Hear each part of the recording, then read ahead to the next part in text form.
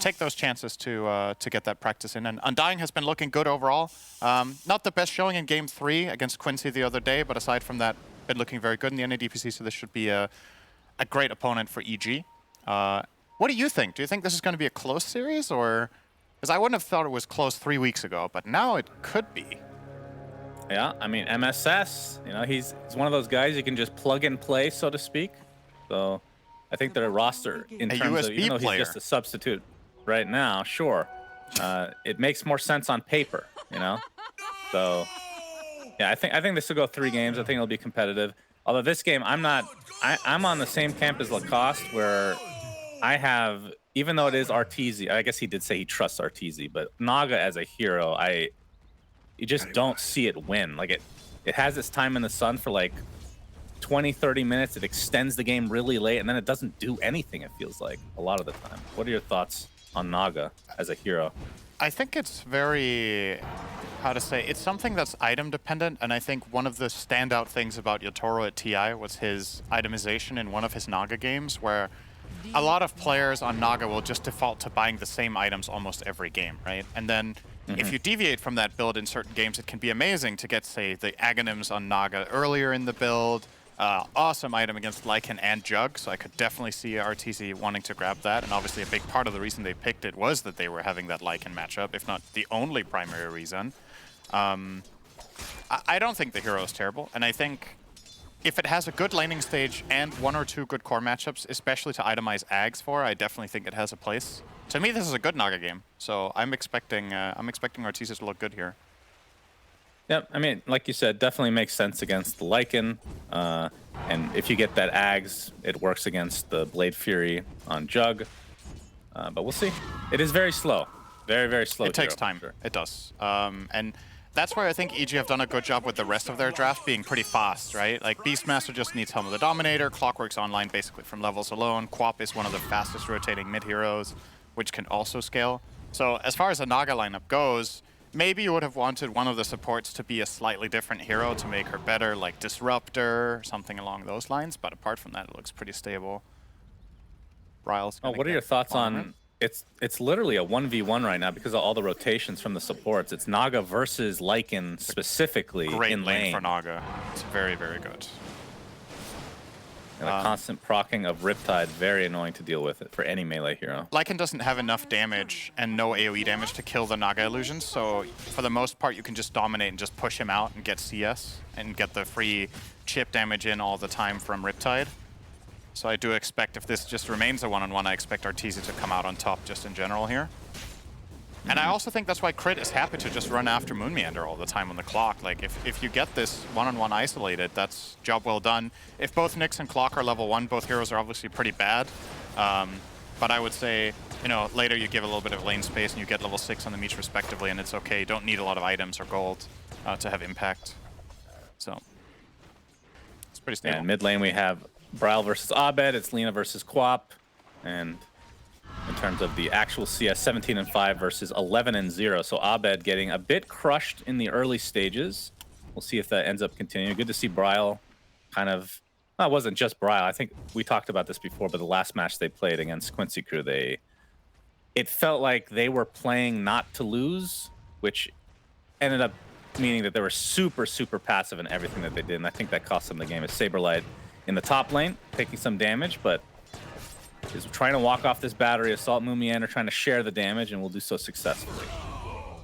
As Tomato gets first blood in the bot lane, so Blade Fury being expended for that. Lion is very susceptible to Jug when he has Boot level 3, and that's exactly what happened there. Tomato just ran him down with Blade Fury. If you get caught by anything as Lion, you can almost die 100 to 0, and Disruptor, any kinetic field, bit of damage and slow from Thunderstrike, and that's the job well done for Tomato, getting off to a good start. Yeah, I want to focus a little bit more on this mid lane, because this was a matchup we've talked about in Western Europe in some of the games with the Quap versus Lina, where the panel was kind of inconclusive about how this lane's supposed to go. I thought on paper Lina is favored in this lane, but then the games we saw pretty much ended in a wash in mid. This is more what I imagine this lane should look like, maybe even slightly better for the Quap than it is. Braille is doing a very good job against Abed here. So it's interesting to see how big regional differences there can be. And it's not because the Western European mid players were playing a bad Lina. Braille is just playing an excellent one here. And they are going to try to pressure him here with Jerax to get Abed a slightly better position in the game. Yep, not just pressuring, but end up taking both water runes as well. So Browl's going to need a TP from a teammate, which he's going to get right now. I'll fill that bottle up very nicely, and he's back to good shape here. MSS in the bot lane is going to be soloing as a result of Lion not being able to really stay here too much. Just will be stacking the jungle here. I'm assuming, yeah, Helm of the Dominator into eventual Overlord, as we're going to see the Earth. This is the game with Earth Spike and Impale, so that's going to be fun to cast. Yep, very easy. Just call both Impale and the abilities are very different, so not a problem. Yeah, you keep saying that. Like one is ground targeted and wider, and one is target point and less wide. Wow. And so one of them is cast by a hero that's literally a bug, and the other one is cast by a hero that has been to hell. So they're not very similar. Well, Saberlight is going to get chased by Arteezy, but Moomiander is in the vicinity. You can see, looks like Jerax takes the tumble again to Tomato. So yeah, similar just situation. Stepping out of line. Thunderstrike into Blade Fury. Jerax just a bit out of position here in the lane. It is difficult because you want to help your Beastmaster farm, and if you're literally just standing a 500 range behind Beast, what's your presence even anyway? But if you're not there for protection, Beastmaster can get killed by these two. So you kind of need to hover around. But Jerax got a little bit too close to the sun there and got punished. Yeah, Moomiander trying to secure the rune. It's going to end up spawning bottom, so Abed blinking in the area. Get a regen. He might be paid. That is nice. He doesn't have blink up though. It gets mana burn on top of that. Impale to follow. Duba with the glimpse. Oh, but the LSA, that's not even needed. Laguna Blade is more than enough as Bryle gets a much-needed kill on pesky Abed. Extends his lead in the mid lane now. Abed did not use the rune. That's the silver lining there. So at the very least, when he comes back, he has a little bit of a power play now, knowing there's no Laguna and he has Sonic and a regen rune to work with. Maybe you could see a potential rotation from Jerax with that smoke coming into mid. I think that would be a very good move right now after stacking the triangle here for his carry Naga. Would love to see him make that call. They actually have crit in the neighborhood as well. A great hero to gank Lina with if you get in. Doesn't have cogs though. Well, Abed's gonna just get in the slow. Bryle. Shadow Strike. Yeah, LSA does connect on Clockwork. It's gonna buy him a little bit of time as Moomiander is there nicely, but the Sonic Wave is gonna be enough to finish him off his crit. Looks to be a potential trade. Moomiander still getting right click from behind. Crit one right click away, but I don't think Moomiander's gonna find him now. Instead, Abed's gonna secure himself the double kill. And the so a lot of help in this mid lane from both respective teams. Yeah, it's important. What a wonderful sequence here for Abed, right? You get that kill, you get the secondary kill, you used to you might even get a third here. Dubu showed for a moment. He's going to TP. He will get out. And looks like he's fine. 2 kills, force a TP out, and you still have full mana. That's pretty good. That's a big win, I would say, for Abed on that quad. He might be. Is he overtaking Bryle? He is by 5 gold. Very big lead with that 5 gold discrepancy. As finally, I was waiting for this. Saberlight finally goes down in the top lane. He's been living on the edge here. So he's been like 200 HP for feels like half the game already. Yeah, the problem with that is you don't have very much confidence to farm, right? So, like you can survive, but how good is it if you can't really commit for CS against the Naga? Look at the net worths. He has 2,700 to Arteezy's 4K, which is actually a bigger loss than the bottom lane for Beastmaster against the Jug, who managed to get 2 kills on Lion and have 50 CS. That is still a bigger lead up top for Arteezy on the Naga Siren. He is off to the races here. This is actually going to be one of those games where if they don't shut down Naga, Arteezy is going to be averaging something like 13, 14 CS per minute at this rate. Obviously not currently, that would be impossible, but you look at 15 minutes to 20 and onwards, this is only going to ramp up and explode even more with the 404 build. A stacked triangle. He's going to get filthy rich. Is there a specific build for Naga that you want to see this game, or are you fine with the cookie cutter? You mentioned the Toro's Moomiander looks like he's going to get off his spike carapace, but he's pretty much surrounded here. And Abed is now on a killing spree after that. I wouldn't even say it was a rough start. He was just he was losing the lane, but certainly not anymore. I mean, I have to say, when it comes to Naga, it's one of the heroes I'm least knowledgeable about, to be honest. But I do like the thought of Manta Axe. I think he could pull that off. Maybe you do want one item in between, but I would definitely like to see the Ags no later than third major item in this game. I just think there's so much potential with, say, Manta Skadi Ags or Manta Ags, or something that I think Yotaro also played. I'm going to reference that game a lot because it was kind of... I'm not going to say it was the first game ever with that item build, but at least for TI it was pretty innovative. I think he had Orchid as well in that build. So maybe you could go Manta Ags Orchid, be a thing. Crit. Yeah, he ended up going Bloodthorn in that game, I do believe, right? Yeah. If I remember correctly. As you can see a glimpse here onto Crit inside that kinetic field. He is surrounded. Laguna Blade from Bryle. Killed by the base the tier 1 tower to fall. Sure, Cinderin. Nice pot shots. Hey, man, he got a phone call and then he died, so must have been killed by the base police, right? That's how it works. Saberlight has now finished his... Oh, I'm just ignoring everything you say right now, by the way. Good pick, though, here. I don't even know where to go with that. It's a voice line. What am I supposed... You want to turn that into a conversation? I don't know. You've talked about less many a time. I mean, that's true. That is true. Mid tower goes down, though, Shannon. Let's focus on the important stuff. Undying, good rotation. Now, let's talk about memes. Let's talk about... The mid tower was a meme, and it has been removed. We will no longer be working with the mid tower. RTZ about 1,000 away from finishing the Manta that you mentioned. Looking at Bryle, Boots of Travel, not quite done yet. Abed, in the meantime, only has his... Is anything coming in the curry? He really only has treads right now? Working on BKB first item? I guess so. Seems to be the case, yeah. Wait, that can't be true. Does that add up with his item costs? Yeah, I guess it does. What do you think of BKB literal first item? And by literal, I mean figuratively. As you can see, Saberlight pops his ult. Nice cogs from Crip. He's going to get LSA. There's the save from RTZ. See if they can say anything else on top of this. Jarak stuck inside the Static Storm. Dubu taking the heavy damage, though. Finds the cover of his teammates as the Centaur continues to chase. Looks like he'll finally get that right click as there's the roar into Moon Meander into the Centaur Stomp as well. It's going to be a second kill going the way of EG and a hook shot to follow onto Bryle. Finished off by Abed and G off the setup from the song. Get 3 big kills in their favor. Great play from RTZ there. This is something that I think EG have been very different at than many other teams. They've played their carry very isolated, but in this case, RTZ is there with Naga and makes all the difference in the world with that 3-man song, setting them up. And Dubu, I actually like the Static Storm from him. He's caught in such an awkward position here when his team gets slept. He's in the middle of the river. You're going to see that yellow dot in the minimap down there. So he kind of just has to Static Storm the Lion down here to just wall him off and to try to keep his teammates safe up there, which he does successfully do to begin with, but still the Beastmaster is just overwhelmingly powerful. Centaur gets that kill, and then nice chain stun setup onto Moon Meander. Very well done. EG just did everything right in this move. Very clean.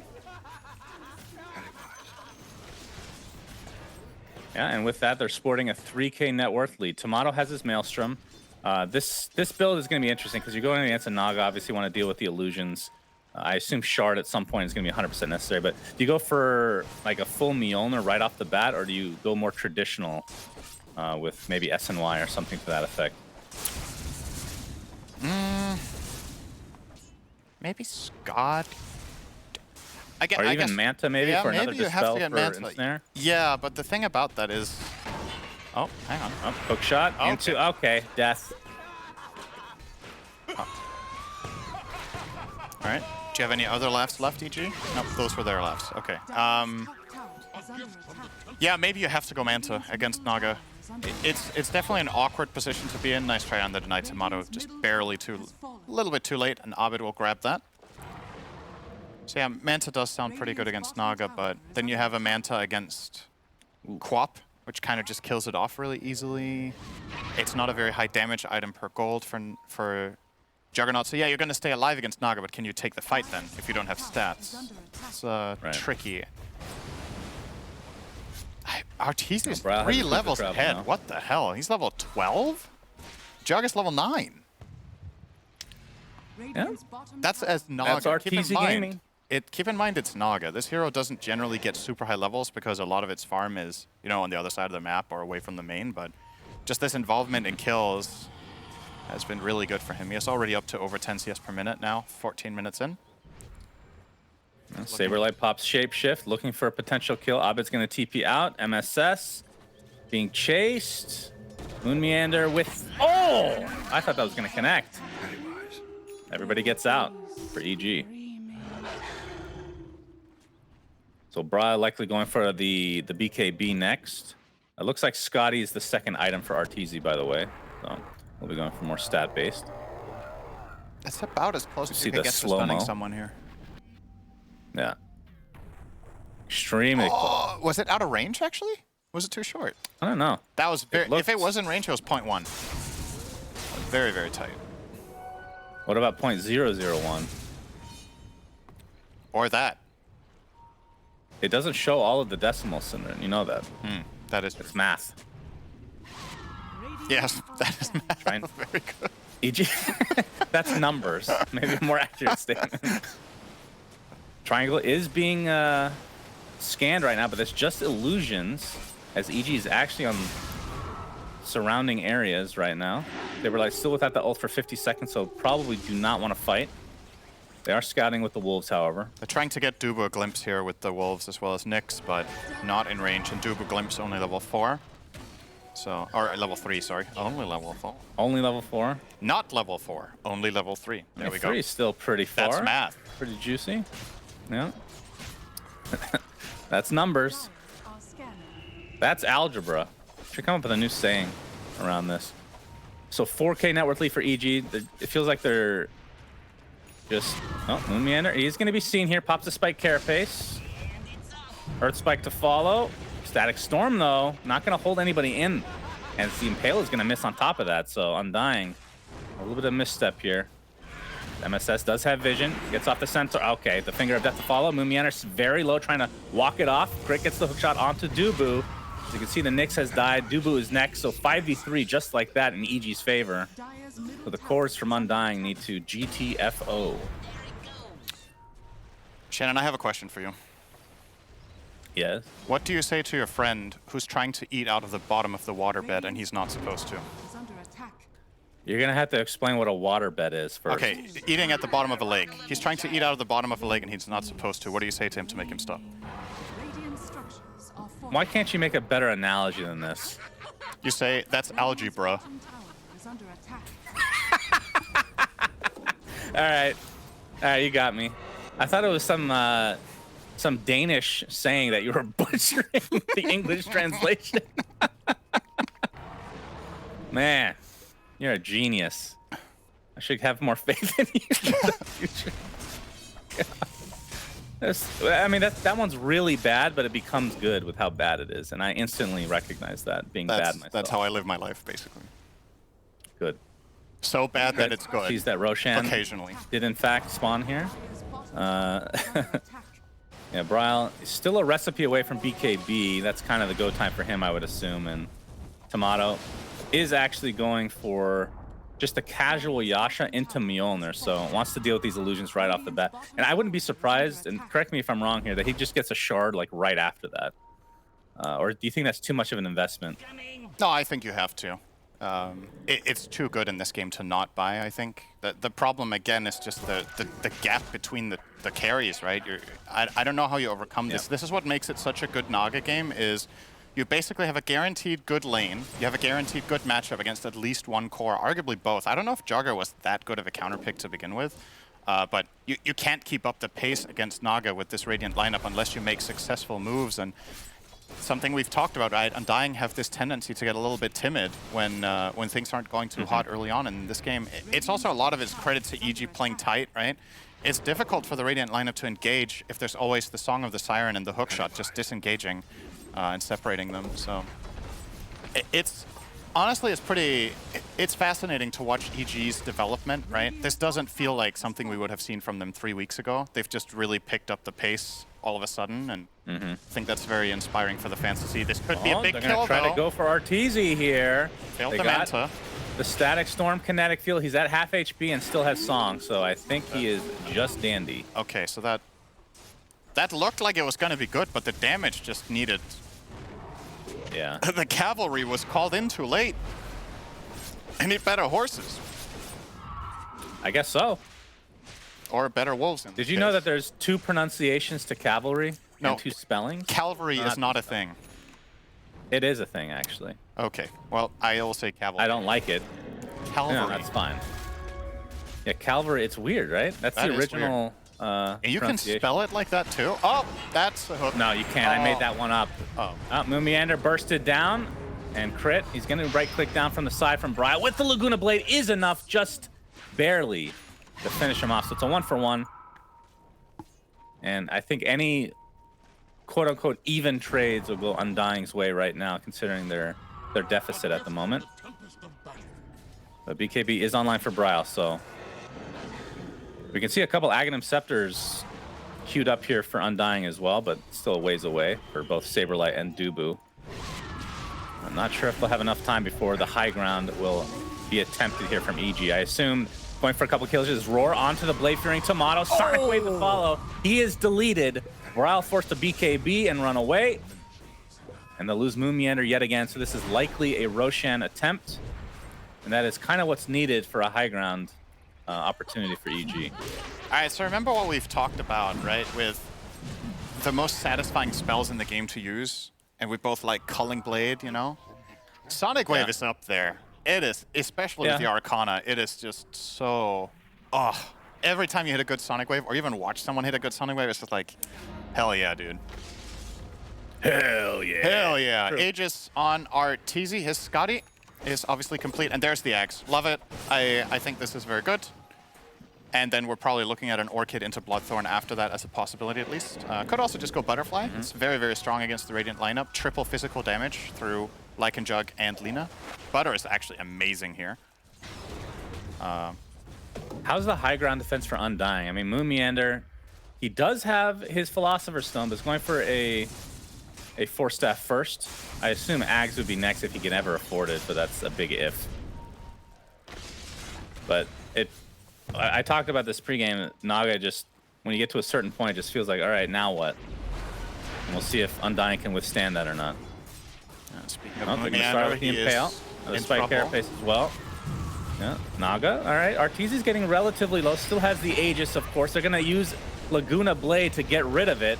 They'll be successful at that. They're going to lose their Nyx Assassin to start things out. Is Chris just going to walk away now? But gets them back into the Blade Fury. So down he goes. Roar now. Applied to Saberlight. Into the Ensnare. He just cannot move. This is why Naga is such a good counter to Lycan. Even gets whipped from the side. Adds insult to injury. As Brown Company have to go back into their high ground. They do get the Aegis, but it costs quite a bit. Yeah, I still think overall EG will maintain their control, right? They're going to keep playing the enemy triangle. They got the push into the mid-tier 2 a little bit. No real tower damage, but at the very least, look at the map and like the positioning of the waves, right? Arteezy's now going to start cutting top with one of his illusions, and... Oh boy, Sonic Wave onto 2. Doesn't get a kill, but they'll find one on Moomiander instead in the triangle. Into the Glimpse, though. Abed has to pop his BKB. There's the song. A little bit of miscommunication there from EG, but yeah, regardless, done with one of the 2. It's just a charge of BKB. Yeah. And Tomato trying to get that Hyperstone from the secret shop.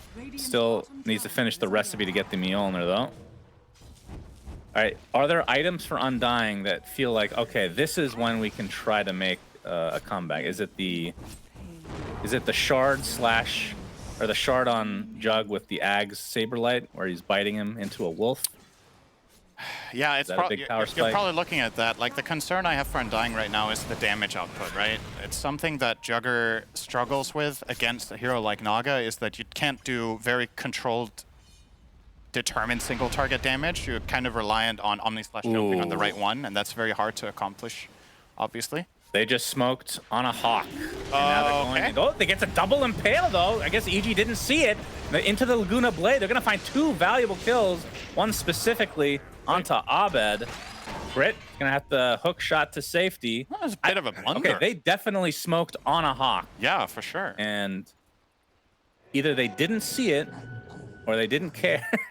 They might have not anticipated that the attack would land that quickly, and they just wanted to finish off the camp they were doing or whatever, but yeah, important for Undying. A little bit of a a little bit of momentum going their way. It's not the biggest of deals. They won't get a tower out of this. They won't get any major map control. They do get a nice aggressive ward out, though, that could eventually set up on an Arteezy kill in the triangle, potentially. That's something that Dubu did manage to get out there. But, yeah, gonna back off here once again. Dire's top tower is under attack. I do think you're right, though. You finish the shard on Jug, you get the Ags on Lycan, and then you probably try your next move. I'm not sure if Jug is the right hero to bite, though, or if you bite the Lina. Wait, how is it it works? You lose your ranged attack, don't you? I don't remember. I know it's been bugged in There's been different iterations, past, so I don't remember what it is when you bite ranged heroes. I'm not positive. I'm sure Purge knows the answer to this question, as Moon Meander looks to be mega dead. Yeah, he's a goner. We'll take down eventually. Oh, we have the instant Hex onto Tomato, into the Finger of Death. And he's going to get his spin off, though, but the Sonic Wave has had to be expended. Regardless, still a very valuable kill for EG, and they're going to get this tier 2 tower as well. They're going to go high ground. Why not? Yeah, that was costly. And they got their ancient granite golem ready to go, and the right clicks commence. As this tower is absolutely melting here. Lycan doesn't even have his courier to be able to finish the Aghanim Scepter. Not that it would maybe matter here. Mumia gets force staffed into the Impale. Arteezy at half mana, not even half HP. Abed just destroying everybody. Pops the BKB to dodge the LSA. Very nicely done. They're going to find 2 beautiful kills onto these supports as the melee racks falls as well. And after the buybacks come through, EG just disengages. But limps back. They might find a consolation kill onto MSS. Looks like the rest of EG are just going to leave him. That's still 9k lead with melee racks. That is a very small consolation, but yeah, it's something at least. But they had to use 2 support buybacks to get this kill, and of course the kill on Jerax, who did a very great job there. The moment it looked like Undying were going for that setup attempt on the first kill, Jerax just blinks in, hexes Lina, and gets a double Earth Spike afterwards. Very nicely done there.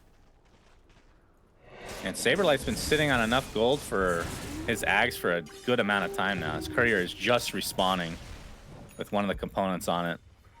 So that looks to be the next pickup here. Should be delivered very shortly. And we'll see if that makes any difference here. It's the tier 2 tower now being pressured. They're going to be scouted out.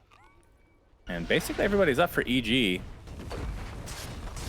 As the tower will be technically conceded, but Arteezy doesn't have his Ags yet. Oh, wait, he does. Wait, so you have to do it after the spin. Yeah, right. Okay. It's not like it's undispellable. And it's the range. I believe it's the range increase with the Ags, right? Yeah, and a cooldown reduction. Oh, yeah, Goes 6 second 14 CD. to 8. It's so good. And 400 extra range. Yeah, nice. Very, very good Ags.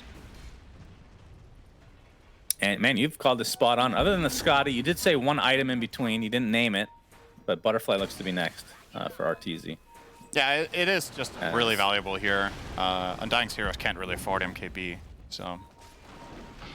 Oh, Shapeshift, they're gonna go for it. This is pretty damn YOLO, actually.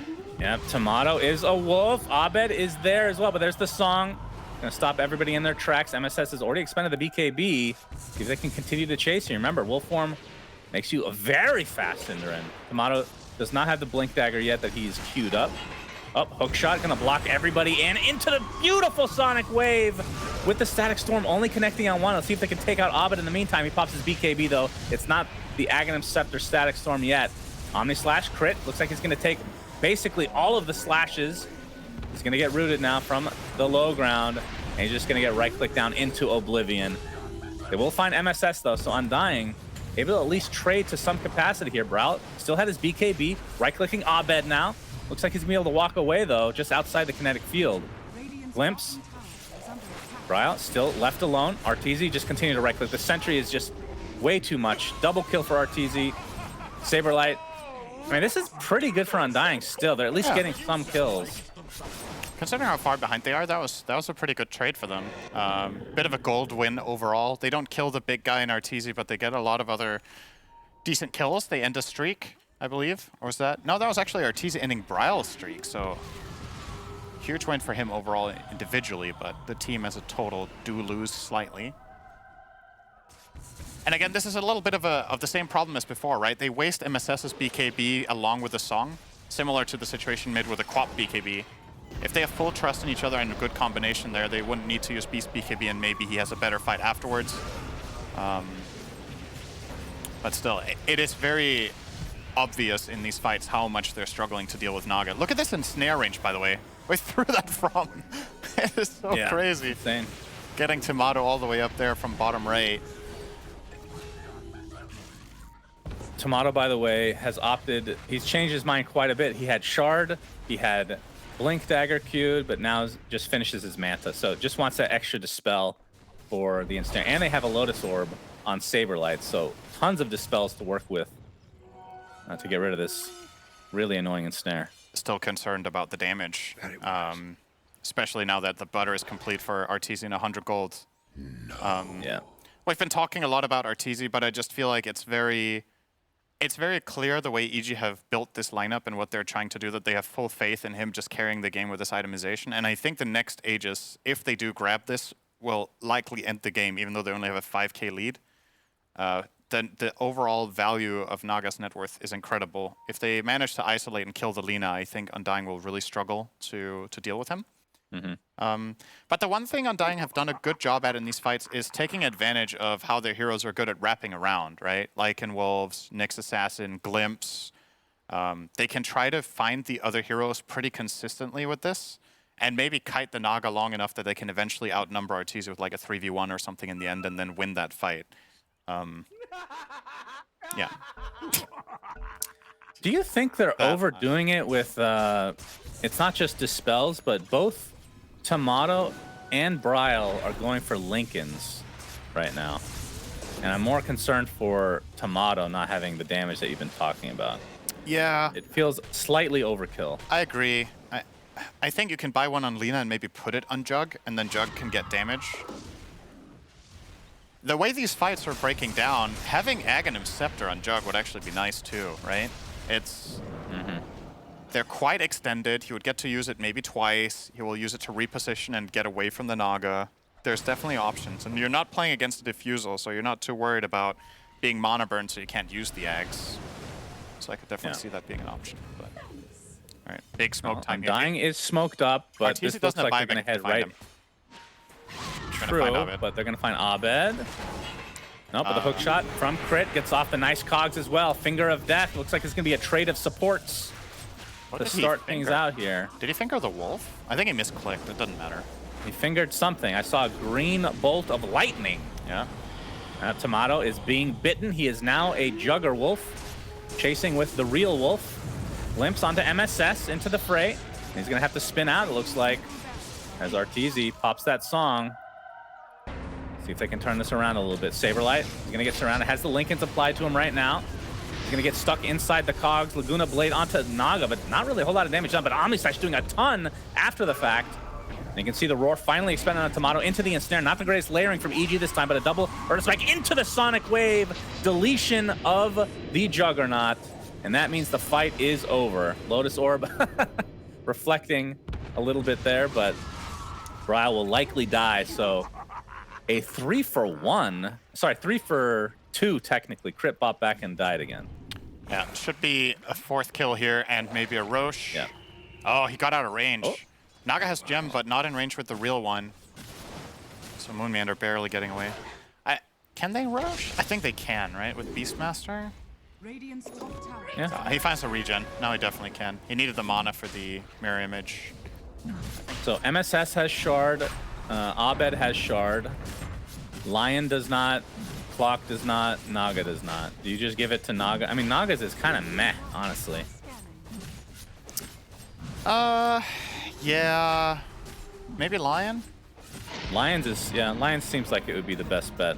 Oh. Oh, Moonmeander in. jumps in. What does he get? Did he steal? Did he get anything? He got, no.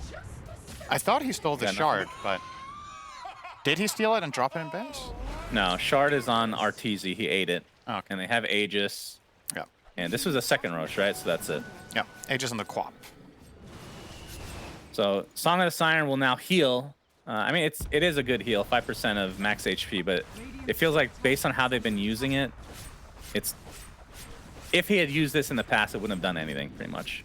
What I'm Yeah. trying to say. He's mainly using it in the beginning of fights to just mitigate wolf bite and to position himself for a good ensnare. So, Radiant's top tower. Well, he does have Butterfly now, and he does have Titan Sliver. He is looking very difficult to kill. I mean, that's the one thing. That's the timer for Undying is you have to kill him before the song comes out. And if you don't, if he gets it off, then he's back to full HP, essentially. Very wise. Because of that shard. This looks like Undying is going to smoke with 3 members right now. Moon Meander scouting things out. Has Impale again. MSS just standing there. oh, All right, Vendetta into the Impale. Bryle with the LSA Laguna Blade, but Jarex jumps in, gets the nice sheep onto Bryle to start. Static Storm not going to do much. Glimpse back into Jerax, though. He's going to pop the Ghost Scepter. It means he's going to burn just a little bit faster, but he actually lives because of the right click.